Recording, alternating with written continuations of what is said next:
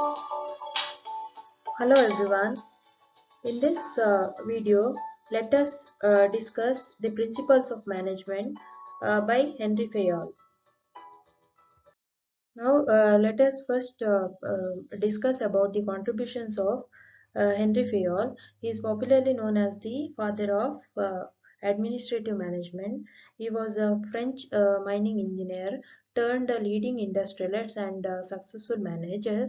His work was concerned with the top level of the organization. He has classified the activities of the business into six groups. Those groups are: first is technical activities. It is relating to production, manufacture, and adaptation. And second is commercial activities, which includes buying, selling, and exchange. Then financial activities, which include searching for optimum use of capital. And fourth one is accounting activities, stock checking, balance sheet, cost, statistics, etc. Next, security activities, in which production of property and persons.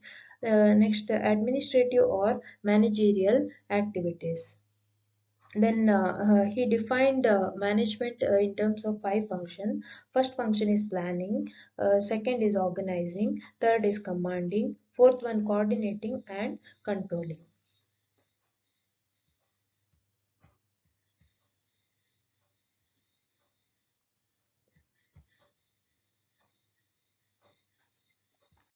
Now let us talk about Henry Fayol's 14 principles of management. First principle is division of labor. Second is authority and responsibility. Third is discipline. Fourth is unity of command. Fifth, unity of direction. Sixth is a subordination of individual interest to general interest. Next is remuneration of personnel.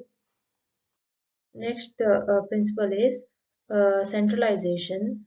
Next, scalar chain, order, equity, then stability of tenure of personnel. Next one, initiative, and esprit de corps, nothing but team spirit. Now, first point is division of labor.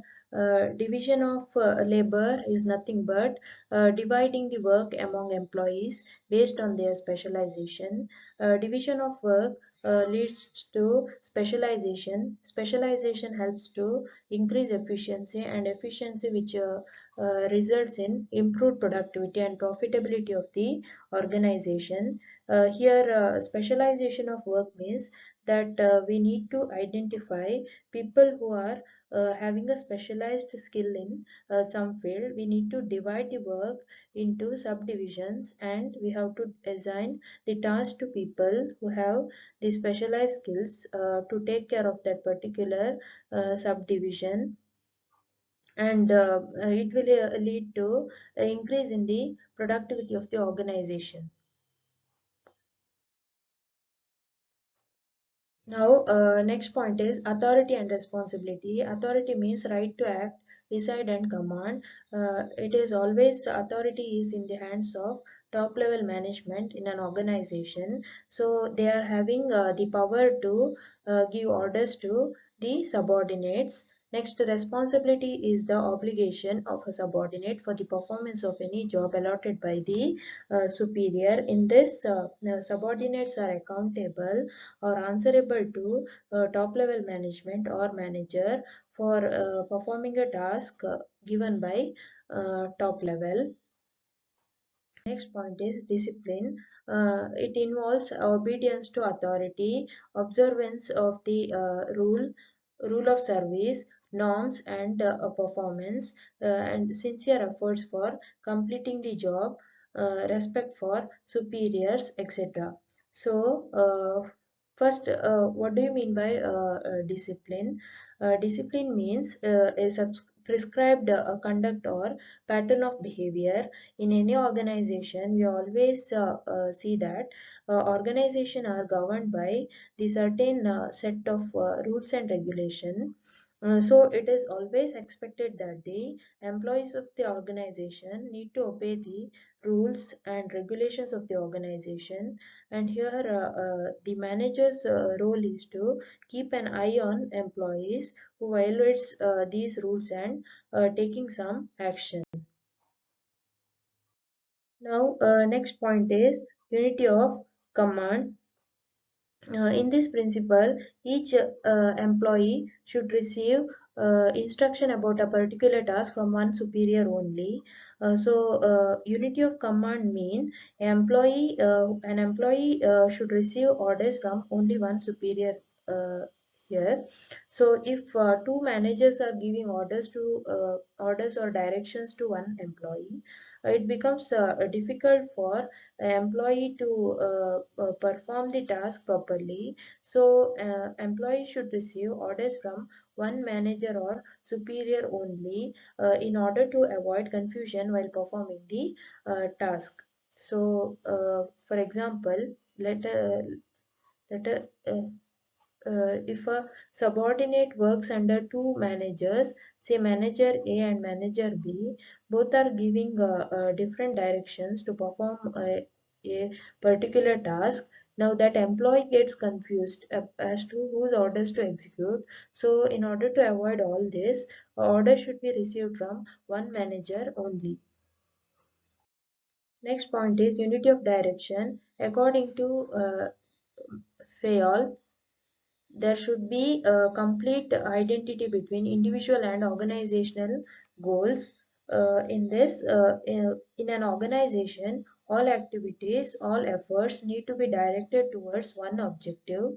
In an organization, there are multiple teams, multiple functional areas, and also multiple projects, but all these should be directed towards achieving the common goal. Now, next point is subordination of individual interest to general interest.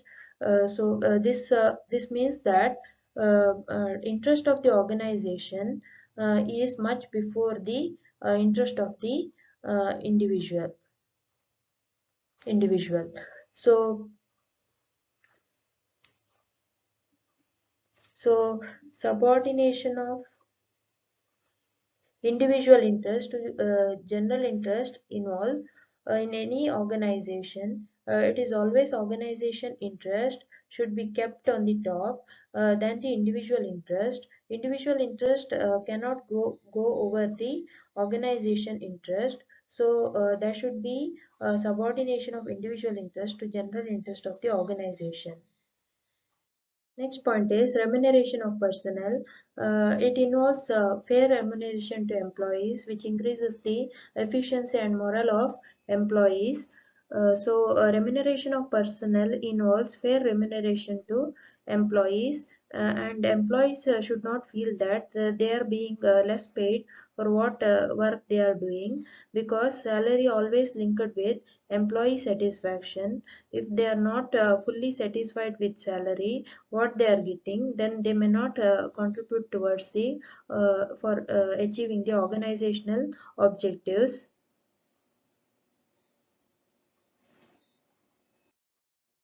Now, next point is centralization. According to this principle, there should be one central point in the organization which has the power to control overall work. Centralization means formal authority is in the hands of top level managers for making all the decisions for the organization.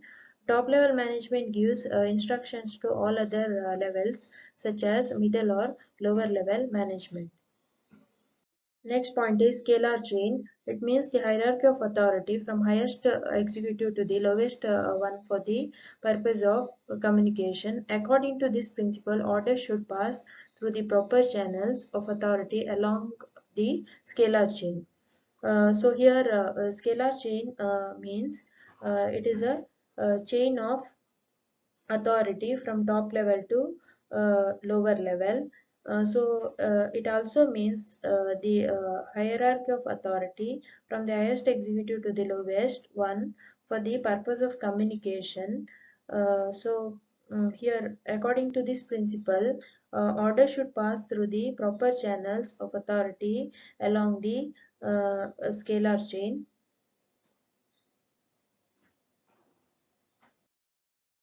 Next point is order. Management should obtain orderliness in work through suitable organization of men and material. So in this, there should be order of personnel and material is necessary. Need for a right person at the right place at the right time is necessary. Next point is equity. It means equality of fair treatment, and it results from combination of kindness and justice. So, equity is equality of fair treatment. It results from a combination of kindness and justice. Equity talks about how managers should treat their employees fairly. There should not be any partiality or discrimination based on caste, creed, gender, etc. Next point is stability of tenure of personnel. In order to motivate workers to do more and better work, it is necessary that they should be assured security of job by the management.